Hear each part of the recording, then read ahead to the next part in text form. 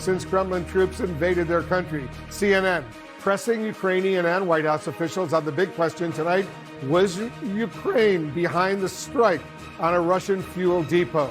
Christiane Amanpour is in Ukraine for us. She interviewed the foreign minister, and MJ Lee is over at the White House. She spoke to President Biden's top spokeswoman. We'll go to them in just moments. But first, CNN's Alex Marquardt has more on the depot attack and other breaking news. With Ukrainian forces taking back territory, putting Russia on the back foot, questions tonight over whether they have gone on the offensive inside Russia. The Kremlin now accusing Ukrainian helicopters of striking a fuel depot just across the border in Russian territory. Moscow calling the alleged attack an escalation, while Ukraine is refusing to say whether they were involved. I saw the video, but the quality is insufficient for me to identify whether it was Ukrainian helicopters or not.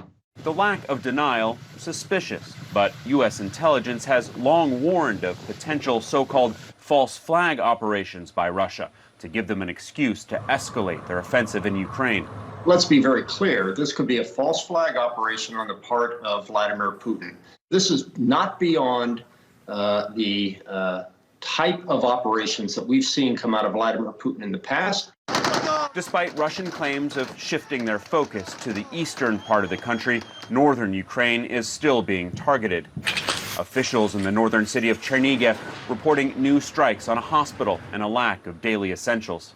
We have no electricity, no water. The Russian forces just shelled a local regional hospital. But it is to the east, NATO officials believe, that Russia plans to step up their efforts. What they call de-escalation, I call repositioning. Thousands of civilians are still trying to flee the southern port city of Mariupol. The Russian shells and constant fighting making it near impossible for people to get out. Tonight, some buses managed to. CNN was there as they arrived in safer Zaporozhye.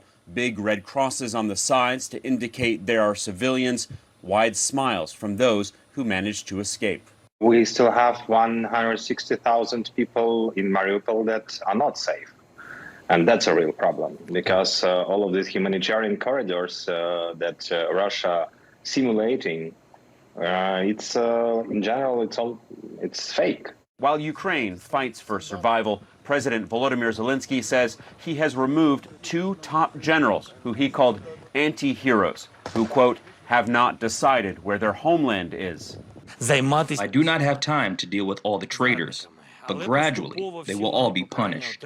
Alex Marquardt, CNN, at the State Department.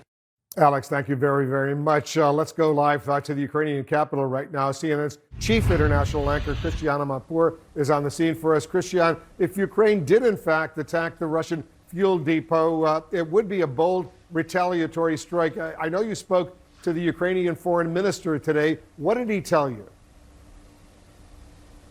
Well, you know, Wolf, this would be a retaliatory strike if indeed the Ukrainians did it. I did speak to the foreign minister. You heard a little clip of my interview where he said, I've seen the video, but I can't really analyze it. Here's what he went further on to say.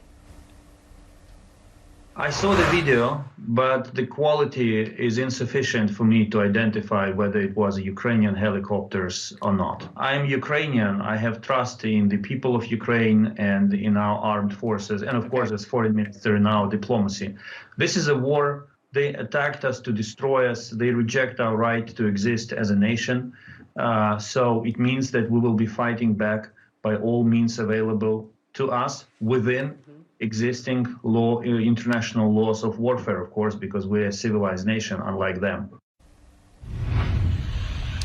Wolf, it's really important. There are a lot of threads in what he said there. First of all, they're not confirming or denying because that's a matter of operational security. Second of all, he pretty much hinted that that perhaps they did do it because this is war, and in war, these things happen. You remember exactly a week ago almost, the Russians actually sent a missile into a fuel depot in western Ukraine. The Ukrainian officers and the heads of this, resistance are basically saying we're not just here to be defensive, we're also going to fight back. And that's why you're seeing the Russian forces retreat a little bit from Kiev and reform and regroup and go elsewhere. He also said, the foreign minister, that we abide by the laws and norms of war. So attacking a fuel depot where nobody was injured or killed is far different than attacking Mariupol, where many, many people have been killed, civilians, men, women, and children. So he's making it very clear that they are waging a war of self-defense according to the international laws of war, arrayed against a much stronger military, which is not following those rules. Back to you, Wolf. Christian, is Ukraine now bracing for retaliation from Russia?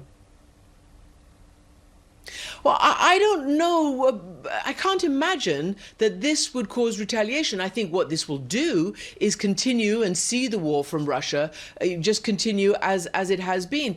This was an act of whoever did it. They're not telling us, but one assumes that it was Ukraine in the midst of a war in which Russia doesn't really need any excuses to retaliate anymore, doesn't need any false flags, because it's in full war mode.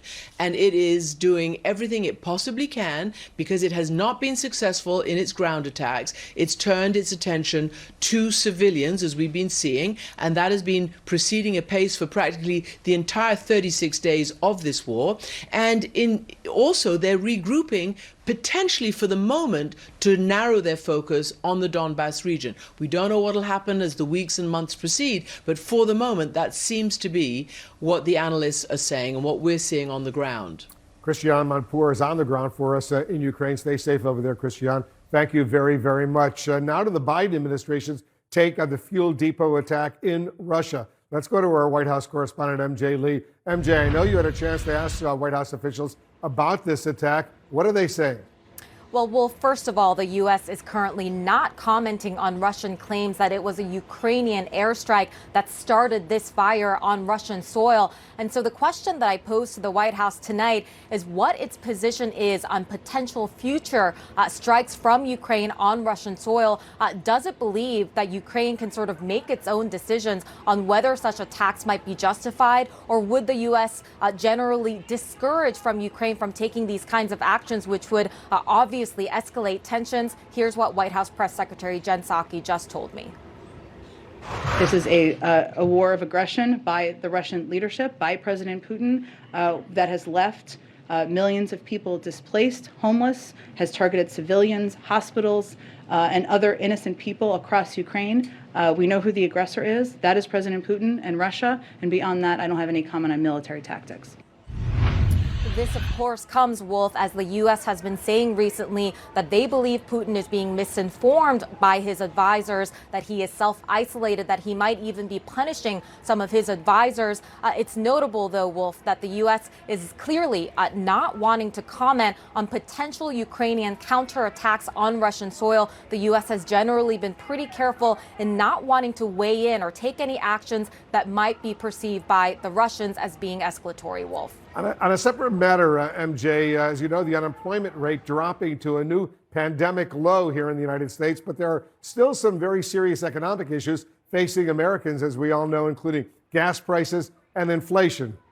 That's absolutely right, though President Biden understandably wanted to make sure that he took this opportunity to celebrate some of the positive headlines that we saw from today's jobs report. 431,000 jobs created in the month of March. The past 2 months, jobs reports were revised up by some 95,000 jobs. The unemployment rate now stands at 3.6%. What all of this means is that the jobs that were lost during the pandemic, most of them have been recovered. And that's why we heard the president saying today that the economy has gone from, quote, being on the mend to being on the move. But you are absolutely right that this administration still facing some very serious concerns, particularly when it comes to inflation, high gas prices. And even though wages are going up, that can in turn fuel the concerns about inflation continuing to be a serious problem for this administration. This is, of course, why we saw this week the administration announcing the release of up to 180 million barrels of extra oil. This is one of the actions that the administration is taking to try to drive some of the prices down. Of course, they know that there is no simple overnight fix for all of these concerns. Wolf.